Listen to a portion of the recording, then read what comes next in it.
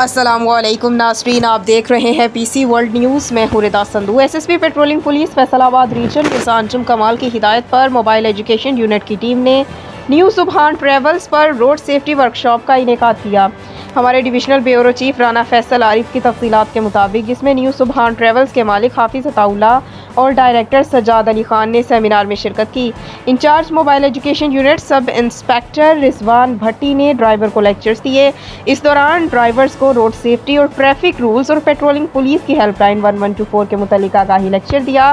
Lectures کے دوران drivers کو روڈ سیفٹی اور ٹریفک رولز کے متعلق بتاتے ہوئے کہا، ایک تحقیق کے مطابق 92% ٹریفک حادثات انسانی غلطی کی وجہ سے پیش آتے ہیں۔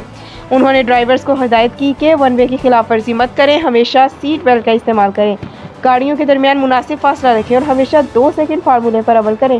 اگر 2 سیکنڈ ڈرائیونگ سے توجہ ہٹ جائے تو حادثہ پیش آ سکتا ہے۔